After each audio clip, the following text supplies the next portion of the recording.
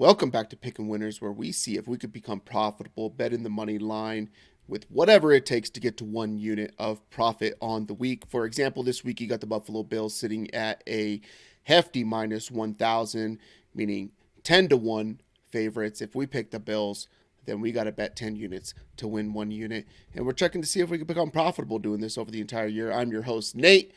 You'll see that Tony isn't here this week. I got his little picture right up there for you to look at him, but he is on vacation with his family for the Christmas break. His old lady is a school teacher, so they take the time that they can when they got the time. But I have his picks here, so we'll be going over all that kind of stuff as well. So last week, recapping what happened in the NFL for Week 16, Tony went 11-5, while I went 10-6 on the week. This was a good week all the way until Denver played the New England Patriots, where Denver ended up losing, calling 2 timeouts as New England was trying to take it to overtime. I think that's the right call. I think, hey, they're going to run it. Maybe we can get the ball back, get a good punt return, boom, boom, bing, bang, kick a long field goal at altitude, get a win, get out of here. But that lost us 2.95 units. Kansas City getting absolutely smacked by the Raiders. Kansas City is a debacle of a franchise, of an organization, of a team right now. It seems like they are eating themselves from inside while trying to stay positive to the entire media. That lost us 5.5 units. And, of course, San Francisco losing to Baltimore on Christmas night as a Niner fan. That was the worst way to end a Christmas, staying up late. I had a flight to catch at 6 in the morning, an hour and a half away, drive to the airport. Had to leave the house 1:30 in the morning in a blizzard. Stayed up to watch the Niners lose that game. Ended up not going to sleep, just stay awake. But that lost us 2.35 units. So in those 3 games, final 3 games of the week, essentially, that everybody was watching, minus 10.8 units on the week. That stunk. That brings Tony's record to 153-85. He's down 25 units total on the season. Just betting the money line, it is hard to become profitable betting the money line, but that's what we're here to see improve. We got a couple weeks though, and he is 7-9 on best bets. His best bet of the week last week that ended up not coming home was James Cook over 23.5 receiving yards. Just didn't end up happening. And I am 152-85 on the season, down 15 units as a whole, betting nothing but the money line to get to 1 unit. I'm 11-5 on best bets throughout the entire season. Last week, my best bet hit John Johnson III over 4.5 tackles and assists against the New Orleans Saints. New Orleans Saints are a heavy tackle and assist team. They run a lot of plays to get down to the goal line, and then they sputter, so you're not getting a lot of touchdowns typically out of the Saints. You're getting a lot more tackles. They're super tackle friendly, especially in the middle of the field. And the home score keeping for the Rams mentioned that they are very liberal with their assist numbers in there that cashed first drive of the third quarter. So let's move on and see if we could do something this week to get us to the positive for the entire year. On Thursday Night Football, you had the New York Jets and the Cleveland Browns. The Jets were a 7-point favorite, over-under of 35.5. That over-under, damn, Browns almost hit it in the first half themselves, scoring 34 points, missing a field goal, or an extra point, I should say. The Jets, defensive touchdown, they score a couple, times on offense or whatever like that, overhits pretty easily. We both had Cleveland on the day, so that is a win for us. Let's move into Saturday. We got 1 game on Saturday this week, and everything else is on Sunday. No Monday Night Football for us in Week 17. On Saturday, you got the Detroit Lions, everybody's darling child. Everybody's excited about the Detroit Lions, and whatever, they're fun, right? The social media clips are super fun. Going to Dallas. Dallas is a 4.5-point favorite, over under 52.5. Detroit on the road, Dallas at home. I think that's what it comes down to here. Dallas almost snuck out a win against Miami. I think we called that the Bully Bowl last week. 2 teams that don't really beat good teams. They beat up on bad teams. Are they both good teams? Are they both bad teams? I don't know. I think Dallas is fairly good. They seem to be able to throw the ball vertically very well. Sucks for this team that After last year, everybody wanted Zeke out and said, hey, let's play Tony Pollard. He's way more better. This is this. One little injury throughout the middle of the year, and he hasn't been the same ever since. I will take Dallas to win this game. I don't think that Detroit is good whatsoever. Dak is going to have trouble passing the ball here, though. Dallas struggles to run the ball. Dak's going to pass a lot, but the tackles for Dallas are terrible. They're just letting up pressure left and right. So it'll be interesting to see what they do to combat that, but I think they're just overall a better team than the Dallas Cowboys. Detroit has that avenue to win this game if they decide to run the ball. If they become very run heavy against this Dallas defense, I think you can sneak behind those safeties with some play action and take your little booms and busts, boom plays, I guess you would say, shot calls. But I don't see them doing that in this game. I'll take Dallas. Tony is also on Dallas. Burp. Obligatory 1 burp per episode minimum. New England at Buffalo. Buffalo is a 14-point favorite, over under 46.5. It's Buffalo. That's all there is to say. New England has no chance to even compete in this game. Josh Allen is on a tear. There is some openings for Josh Allen to be MVP in this league.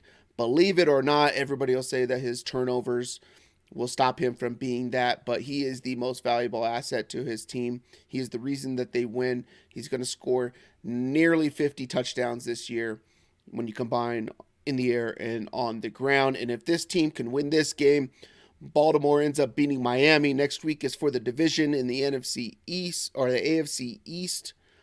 And Buffalo has a chance to win the division, and the reason they will win that division is because of their quarterback, Josh Allen. I believe that is at 8-1. A little while ago, it was at 18-1. I think that's decent. I don't like the 8-1 number because if Lamar wins and all that kind of stuff, right? But Buffalo, it's a Buffalo win. Let's move on. Tony's got Buffalo as well. Atlanta, 2.5-point dogs going to Chicago, over under 37.5. Atlanta starting Taylor Heineke makes this offense so much better. He is competent at passing the ball. He gets the ball to Kyle Pitts. He gets the ball to Drake London. He passes to the running back. They have a threat to throw the ball downfield with a quarterback that does not stare down one receiver to tell you where the ball is going to go. Every time you look at Desmond Ridder, it's one look, rip it. And that is it. And defenses know that. That's why he has not succeeded in the NFL. Me and Tony are on opposite sides here. I think that Atlanta goes in here and wins a game. The weather, while it's not going to be rainy and stuff like that, it's kind of just going to be dreary, overcast, cold, windy a little bit. Not wind enough to affect the ball being thrown, but I will take Atlanta to win. I think that this type of game is what suits Atlanta's style of play, where they want to run the ball and then have some play action off that, what Arthur Smith likes to do, what none of us like out of Arthur Smith, but he likes to do it. More Bijan getting involved, Algier getting involved. For goodness sakes, I know Cordell Patterson's going back to Chicago this week. Don't play Cordell Patterson in the backfield, please. It's terrible. This guy's just put him out at wide receiver. Give yourself another threat. But they'll put him in the backfield as well. I think that they go into Chicago and get a win. Chicago needs to not be winning ball games right now. This is the worst thing that they could be doing. You have an opportunity to have more options and choices the higher you are up in the draft, and you have Carolina's first pick. You're not winning this year. You're not going anywhere. Yes, you want to see what you have in Justin Fields for the remainder 2 games of the season, but I think you should probably know what you have in Justin Fields and whether or not you're going to keep him or you're going to move on and try to get a Caleb Williams or a Drake May in the NFL draft this year. You should already understand what you're going to do with that situation at this point of his career and the season. But they have an opportunity to go out and add somebody big, trade down one of those picks, get a Marvin Harrison with the other one, and ride with Justin Fields. That's what I would do, and just build around that team. Tony is on Chicago. I am on Atlanta. I don't know his justification. He just hates Arthur Smith because he grows a better mustache than Tony can. Las Vegas Raiders coming off a very emotional win. You saw that out of their head coach after the game, winning Christmas Day in Kansas City, going to Indianapolis. Indianapolis is 3.5-point favorite, over under 42.5. Another game where me and Tony are on opposite ends of this one. You got Aiden O'Connell going back to Indiana. You got Michael Mayer going back to Indiana, Purdue, and Notre Dame, respectively, against an Indianapolis Colts team that is struggling to just get into the playoffs when they've had the easiest road to the playoffs for the second half of the season, but injuries have been their demise. You got Michael Pittman, got his bell rung 2 weeks ago, got on the plane, clear concussion protocol, got on the plane and got all dizzy and headaches and, some like whiplash, deja vu type of stuff happening to him because of that hit that he ended up taking against the Pittsburgh Steelers. Jonathan Taylor running the ball. Zach Moss out for this game. I think the Raiders have something special going on. I think that they can go into Indianapolis, win this game. Maybe Christmas Day was too big of a thing for them. Maybe that is like a high that they're not going to be able to ride going into Indianapolis. But I think that with their coaching staff, some of the players they have around them, that they'll be able to get it done against Indianapolis. I still think Indianapolis' secondary is absolutely terrible. They don't measure out well. You got Devontae Adams, pretty close. I'll get to near the end of it on some milestones and things like that, some narratives. But Devontae Adams is pretty close to becoming one of a couple wide receivers to ever end up with 100 catches in 4 consecutive seasons. And I think they're going to eat up this Indianapolis Colts secondary. Samir White looked good last week, rushing against that Kansas City team. No Josh Jacobs this week. I'll take Las Vegas. And Tony is on Indianapolis. Los Angeles Rams, 3.5-point favorites, going to New York, Jersey, whatever you want to call it, to play the Tommy DeVito-less New York Giants. What a run that was. It was fun. It was marketed good. Hope the guy made some cash off of it to help his family for the rest of their lives. Tyrod Taylor's playing for the New York Giants, over under 43.5. We're both on the Rams here. The Rams are buzzing. Rams are going to be a team that, while they're not all that great and they can't defend all that well, they have offensive firepower. Matt Stafford's playing some of his best ball since he's been in Los Angeles.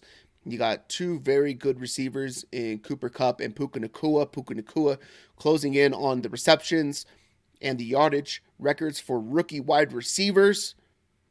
I believe the yardage one is from like the 70s or something like that. And then the receptions is fairly recent, maybe Jamar Chase or something like that. I forget who actually set that one, but it was one of the more recent big-time predominant wide receivers. Oh, no, it's Jalen Waddle, I believe, has the reception record. It's one of those, either or. Receptions, Jalen Waddle has one of them. Some dude from way back in the day before they even passed the ball has the other one. But Puka Nacua is on the brink of beating that record. Last week we talked about how he needed 6 catches per week at 104 yards. I think that's down to like 70 yards and 4 catches or something like that to break that record. Big Puka Nacua game coming out of this, which I think Tony will get, when we get to the best bets. I think Tony's on something related to that as we get to there. But I don't think the New York Giants stand a chance. I don't know what they're doing in New York. Are they going to keep Dable? Are they going to ride with Daniel Jones? He's got a big contract coming out next year. They really need some help. They cannot block whatsoever.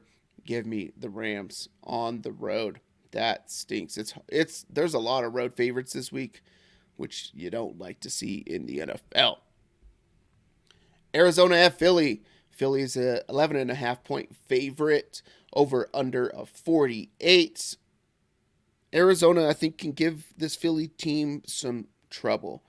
Kyler Murray's ability to run creates trouble for a lot of teams. Philly struggles against that. Arizona, with the coaching staff that came from Philly, they understand a little bit about Philly and what they want to do.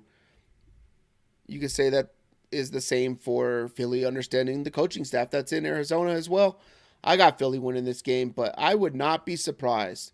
Like every week it seems like there's one of these huge favorites that goes down. I would not be surprised if somehow the Arizona Cardinals went into the link and beat the Philadelphia Eagles. I might have said Phillies either, or I was saying Philly. I don't know. I've blacked out at least 6 minutes ago. But I'll take Philly. Would not surprise me if Philly is the team that is an outright favorite, big favorite, that ends up losing this week.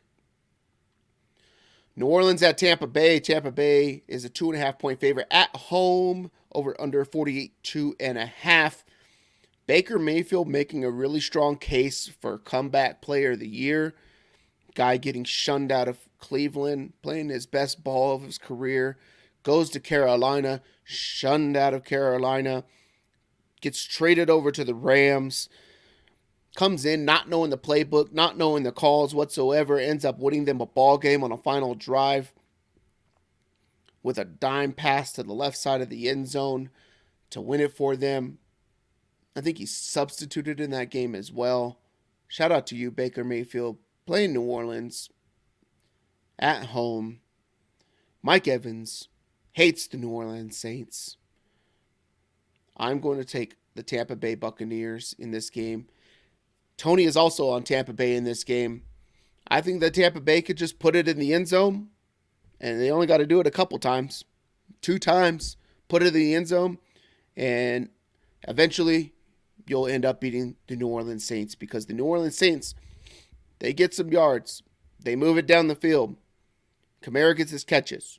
Olave may get some catches. Jawan Johnson's going to get a catch. Maybe Rashid Shaheed. That's how they score. Rashid Shaheed. Throw a bomb. Hope he catches it.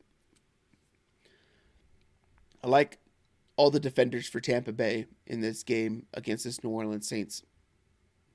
Offense, I'll take Tampa Bay to win it. Tony's got Tampa Bay. Big Baker Mayfield, comeback player of the year. But, as we saw in Cleveland on Thursday Night Football, Joe Flacco's making a case for comeback player of the year as well. Kind of weird. Damar Hamlin, you feel like would win comeback player of the year. He died for a few minutes on an NFL football field and made the tackle. I don't know what else constitutes comeback player of the year, but Joe Flacco's making a real big case for it as well. Got the Cleveland Browns at 11-5 on the year, or what is it, 11-6 now in the playoffs. Possibly can win the division. That's crazy. You need 2 Baltimore losses and for Cleveland to keep winning. But it seems like it takes Joe Flacco in 5 weeks, 6 weeks of football to do what he's doing, research that team, to be able to knock out Damar Hamlin from comeback player of the year. But Baker Mayfield also making a case for himself as well. Heard somebody, I think it was Aaron Schatz, the creator of DVOA, creator of Football Outsiders. I believe he's at FTN now. And he talked about how I believe he was leaning on the Baker Mayfield train for comeback player of the year. And he said the interesting thing about Damar Hamlin is if you have Damar Hamlin on your list for comeback player of the year, he's number 1. And if he's not number 1, he's probably not on your list. So that'll be interesting for voters, what the voters end up doing. So that's just one voter's opinion. But moving on. San Francisco 14-point favorites on the road at Washington, over under 49.5. San Francisco coming off a demoralizing loss to the Baltimore Ravens. The Baltimore Ravens created 5 interceptions in this game, 4 of them against Brock Purdy. First one really bad, but a mistake that you can probably live with. Throwing it to the back of the end zone, not seeing the second safety and Kyle Hamilton there. Kyle Hamilton, shout out, greatest Notre Dame defender of all time. There's a lot of them. Justin Tuck, Tom Zibikowski. Everybody likes Julian Love now. Bunch of Notre Dame guys. Kyle Hamilton, I remember watching him at Notre Dame. I believe he was a sophomore, and he had one more year. Might have been his junior year, his last year at Notre Dame. And I believe the game was against USC, and they threw the ball to the right sideline. He was inside the hash mark towards the middle of the field. Quarterback from the middle of the field in the pocket throws a ball probably 25, 30 yards down the field on the right sideline, where you would think only the receiver could catch it. Kyle Hamilton closed from the center of the field all the way to the sideline. By the time the ball left the quarterback's hand to it getting 25 yards down the field on the sideline, intercepted the ball 2 feet down. Crazy play. High motor. It's weird to say because he's not white. You know, when you say high motor, you think about white guys. But you saw in a play where there was a penalty that he got for a chop block, I believe it was. And he was being laid on by a guard for the San Francisco 49ers. He kept with it, got up, ended up intercepting a pass that was tipped. 2 tip passes that were interceptions for Brock Purdy. I believe it was 2. Might have been the other 3. I don't remember. But 1 on the screen. You got to be able to recognize that dude's hands are up in the air and you're not going to be able to thread that needle.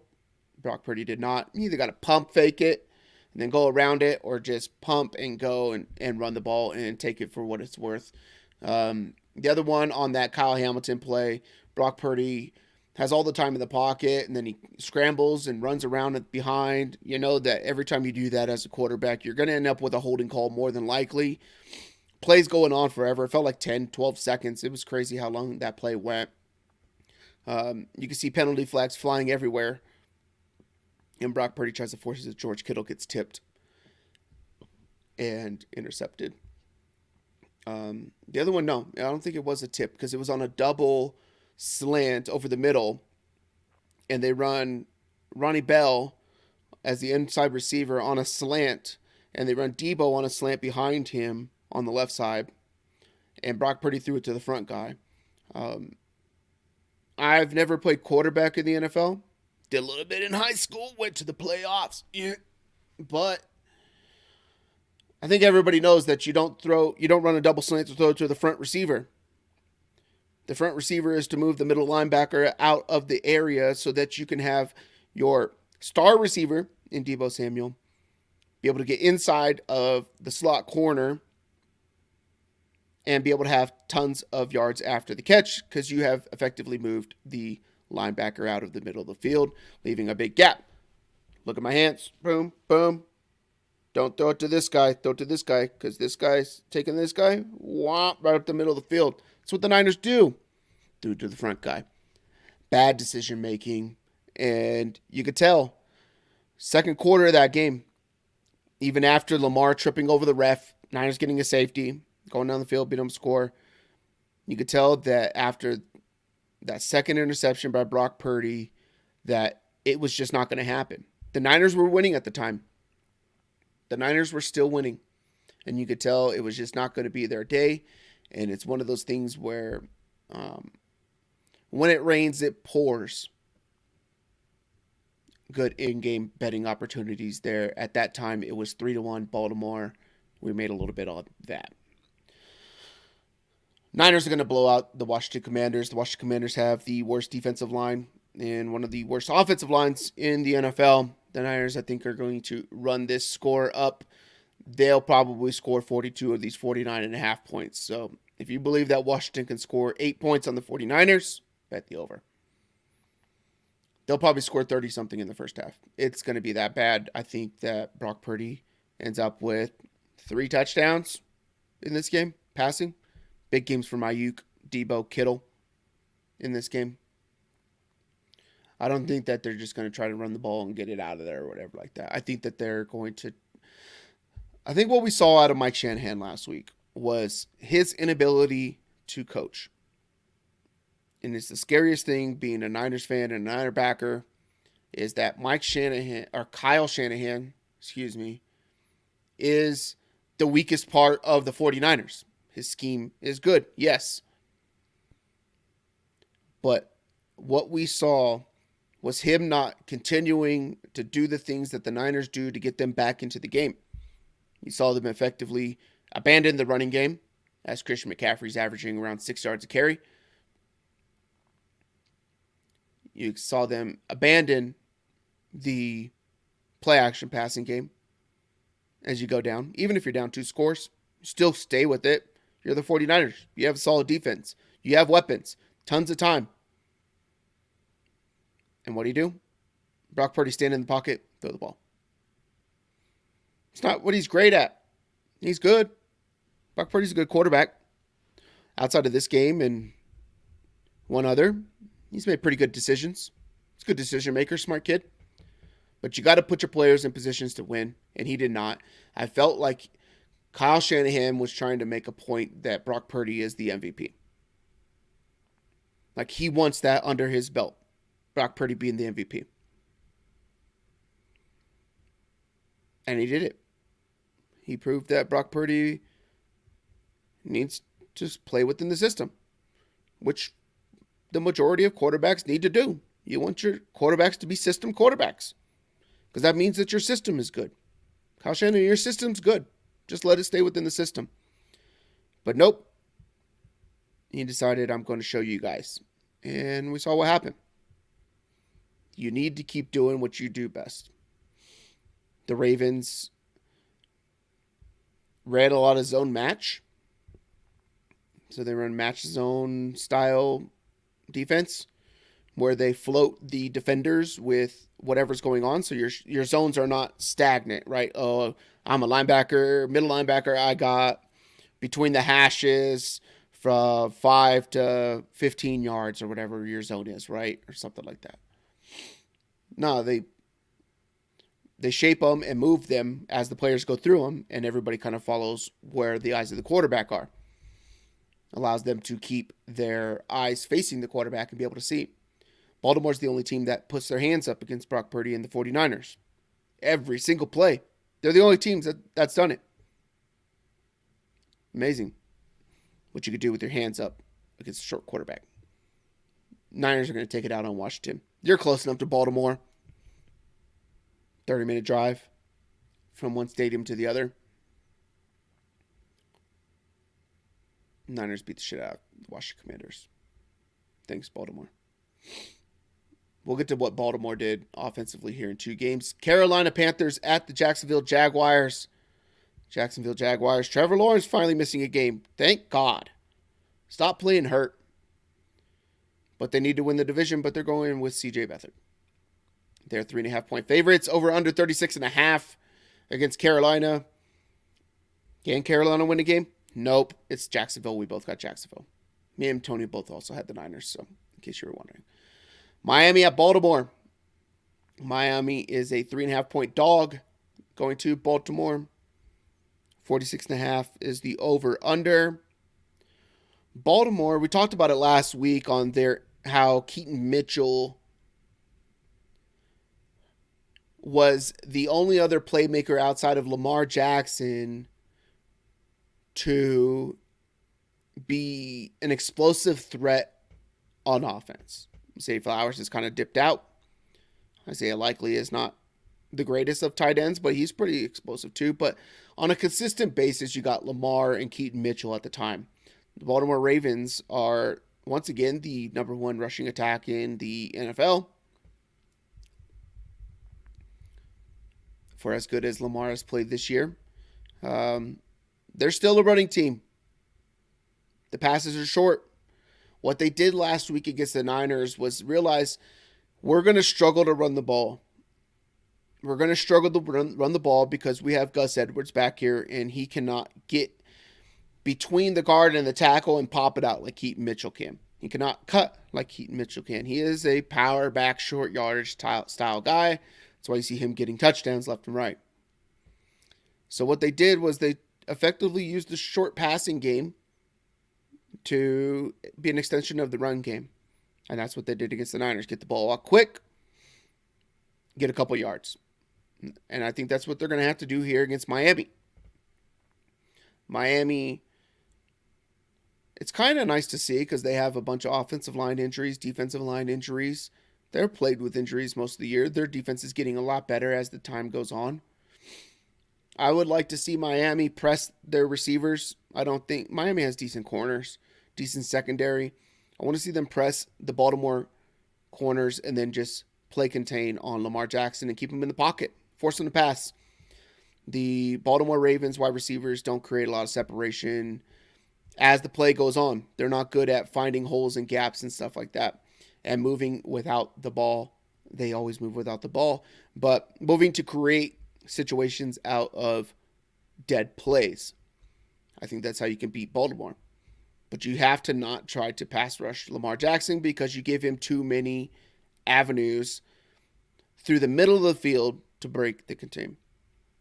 Lamar Jackson causes more damage when sitting in the pocket and then going between the tackle and the guard or between the guard and the center towards the line of scrimmage than he does getting outside and breaking the contain. When you get outside and break the contain, the receivers still have to move, and they're not good at that. Try to get Lamar on the ground. Niners didn't do that. You see, like, it made no sense. They said, hey, we think that, hear Bosa talking the week prior. Lamar's becoming more of likes to stay in the pocket a lot more, this, that, the other. And apparently that meant that they were just going to standard pass rush him. Because you see Bosa coming hell-bent, balls to the walls off the corner against Lamar Jackson. And you come off the corner really fast, he's just going to dip right under it and then get himself out. They should have contained, and they had a chance, but they didn't. I think Miami can do some of that. But I think that for my Bills narrative of the Bills winning the division next week in Week 18, Miami's got to lose. Buffalo's got to win. I'll take Baltimore. Tony's also got Baltimore. Wouldn't be surprised if this went either way. Don't believe Jalen Waddle is playing this week for the Dolphins. Tennessee at Houston. Houston is 4.5-point favorite. Over under 43.5. CJ Stroud's back. Nico Collins. Big time game against the worst secondary in the NFL. In the Tennessee Titans. Houston to win this game. That is the last of the morning games. Wait, we didn't get to the afternoon yet? Nope.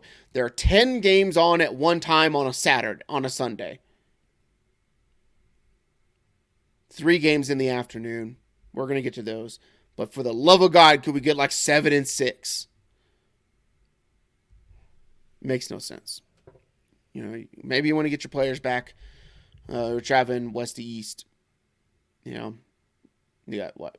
The Rams, Arizona, Niners, Vegas. Get them back to the West Coast before New Year's ball drops. Maybe that's what they're doing. But it sucks for us trying to watch it. You need 3 TVs to watch every game quad boxed. So, first of the afternoon slate, we got Pittsburgh at Seattle. Seattle 3.5-point favorites, over under 41.5. Seattle at home, dreary weather. I think there's going to be rain there as well. It's going to be warm in the 50s and rain. That's kind of weird. Pittsburgh, Mason Rudolph comes out slinging the ball. It was Christmas. He's got the red-nosed name. Spoiler alert, it's not Christmas anymore, and it's still Mason Rudolph. I'll take Seattle. Tony's got Seattle as well.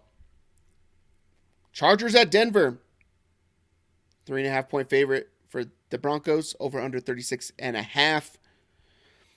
This looked like a decent matchup when the season started. But now, it's not. You got 2 backup quarterbacks. Easton Stick. Not Russell Wilson. God forbid he gets injured and you guarantee him money. I understand it from a business standpoint. I don't understand how you expect fans to be in your stands. I don't understand how you expect fans to ride with your team after the way that you treat players. I don't understand how you're going to get free agents in here with your coach berating players on the sidelines, completely talking shit the entire time. The guy talks shit about Nathaniel Hackett, and they lost to the fucking Jets. You lost to the New England Patriots. Get a mirror. Go to a division rival and ask for the lyrics.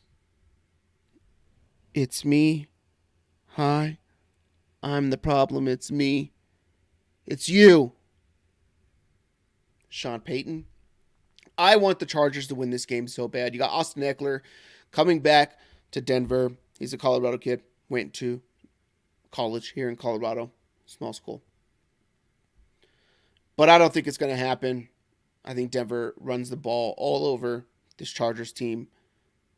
Over under 50% of the stadium being full. I think it's an under. I don't know how many people are going to go to this game. It is fucking freezing here in Colorado. Freezing. It is windy. Imagine you're a kid. You're a fan. Hey, season hasn't gone well. We're still in playoff contention, though. You need a lot of help. And you get Denver Broncos tickets for the week after Christmas. Because the tickets got a lot cheaper. Team's not all that great. Chargers ain't all that great. But you can go watch your team play. You can go see one of the better quarterbacks over the last decade and a half that has played football in the NFL. I don't know if he's a Hall of Famer. Maybe he is. Maybe he isn't. Likeable guy. Never says anything bad. Positive. Sure, it's corny. But he's a positive guy. Good role model for kids. You get tickets to go to this game. What are you doing? What are you doing? You're gonna go watch this Denver Broncos team sitting the best player that's on their team over their entire career. Like, really, like, out of the entire Denver Broncos team, there's probably not going to be, it's going to be hard for one of those players to have a better career than Russell Wilson.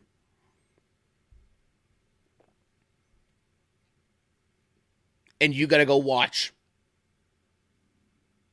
backups.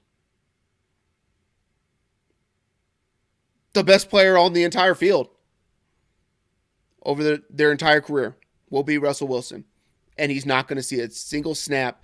And your mom just bought you tickets. Your dad just bought you tickets to go watch the Denver Broncos and go sit in 30-degree weather, windy, a mile up in the sky.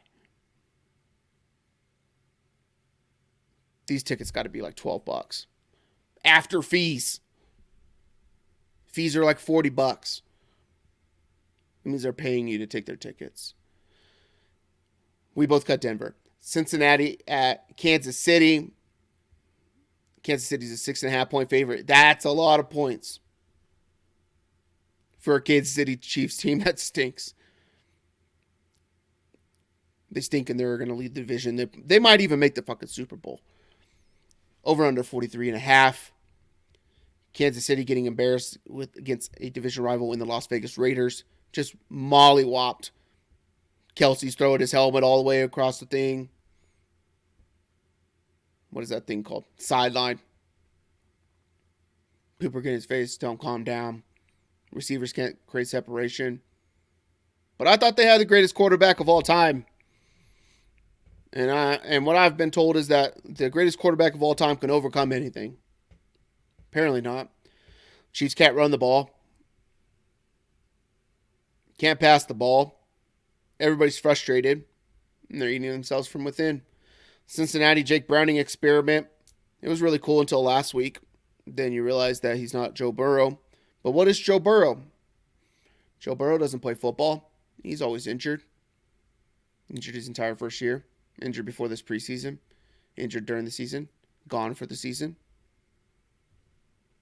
He's made it to 2 Super Bowls. We didn't win one. They're going to be in cap hell here pretty soon. Joe Burrow took a bunch of money not to play football. They don't know what they're doing at running back. Joe Mixon, Chase Brown, Trevion Williams. Chase Brown showed some spark.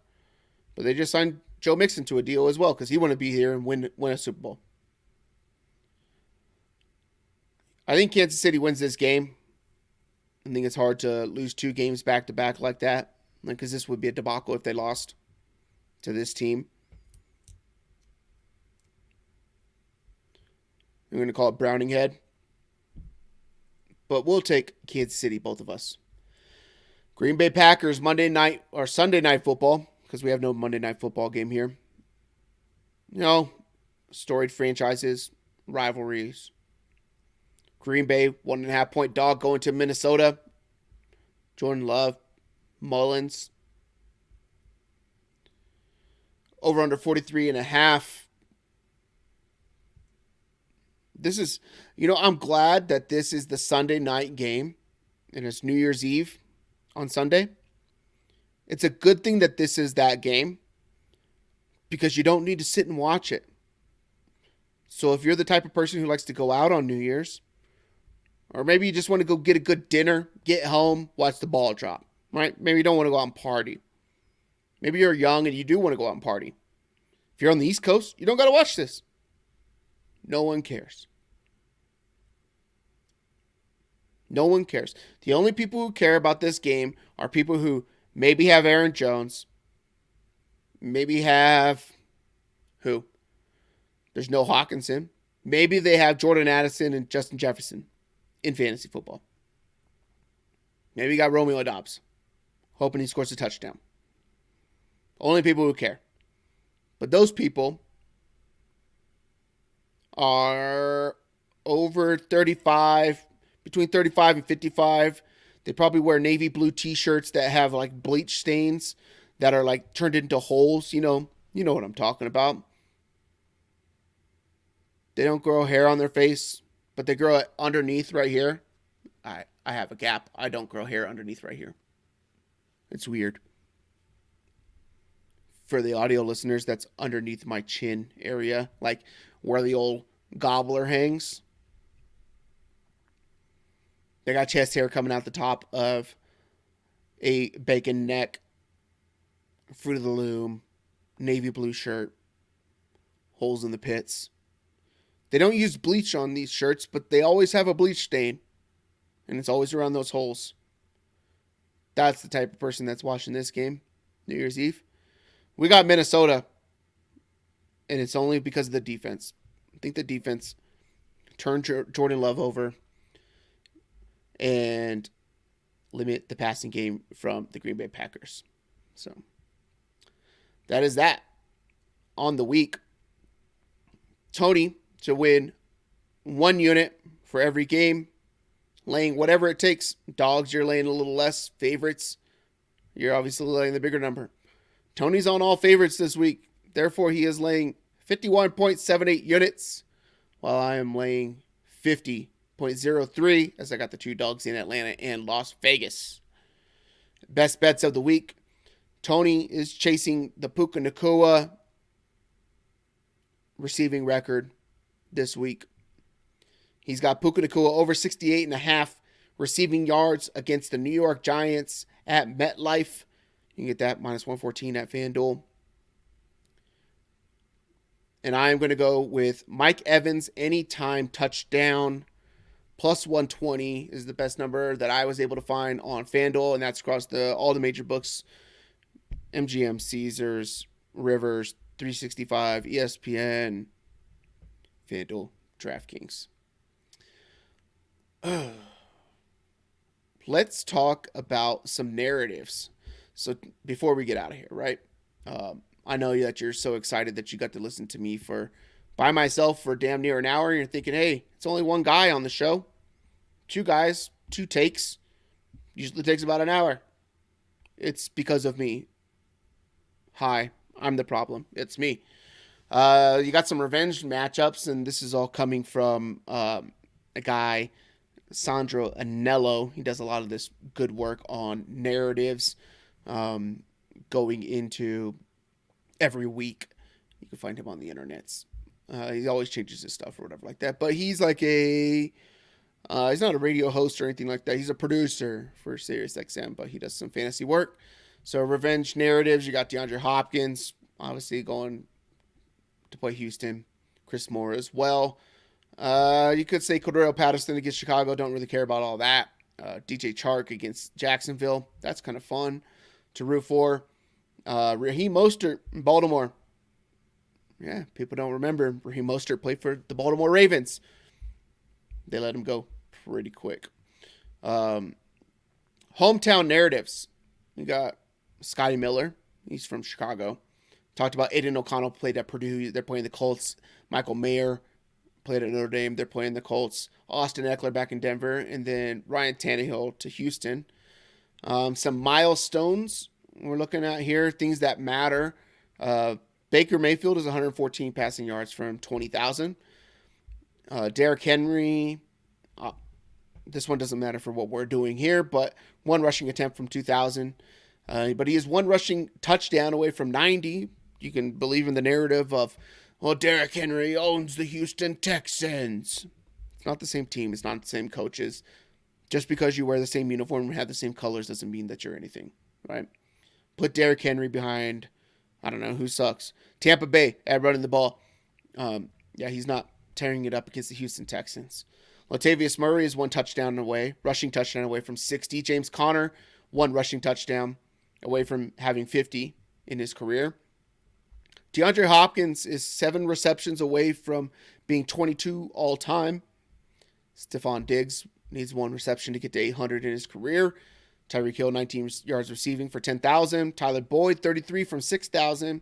Odell Beckham needs 1 receiving touchdown to get to 60 in his career. Same with Adam Thielen.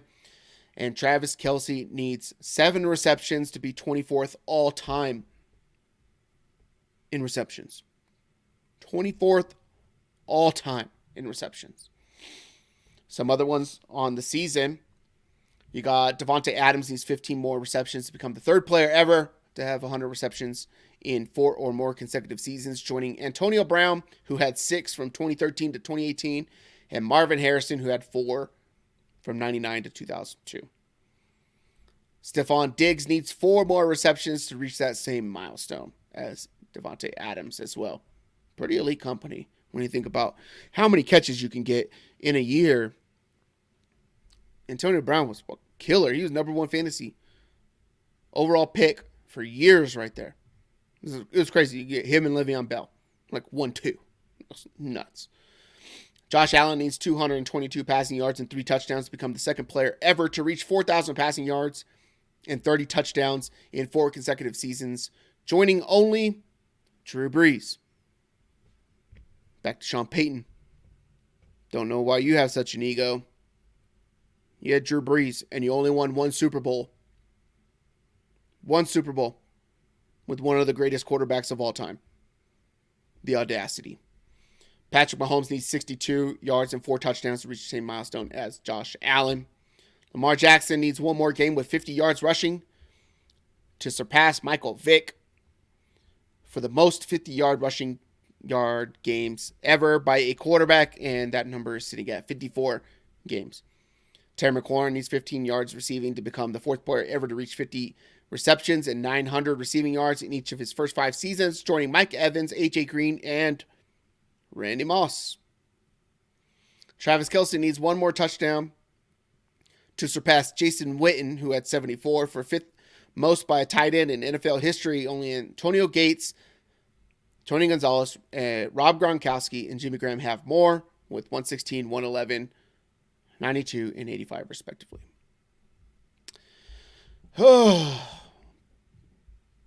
There is a number out there, and I believe we'll do it after. We'll recap what we did on this show and our thoughts on it. Look back at some of the big upsets that ended up happening in the NFL that kind of prove why, hey, you know, betting the money line's not the safest thing to do. It's not wise. It's not smart. But I believe it is since 1972. Let me check the number here real quick. 1978. Since 1978, 83% of teams that win cover the spread. 1978. We call this show Pickin' Winners, but we try to do it by betting the money line. But 83% since 1978 would cover the spread anyways. So when you're 153 and 85 and 152 and 85, probably going to win some cash. For Tony, who's not here, but he's there, I'm Nate. Good luck to you in all of your bets. Thank you for subscribing. Hit a like. Let us know what you think in the comments here on YouTube, or leave a review on whatever podcast platform you are listening to on what you want us to do after the season. We'll recap some of our other bets that we had. We did some stuff with tight ends. I believe it was like the top 5 or top 10 tight ends over under receiving yards and stuff like that. You can find that in the tight end episode here on the channel. Tight end ranking episode, I believe we did it on. But let us know your thoughts on what you did. Thanks for spending time with me.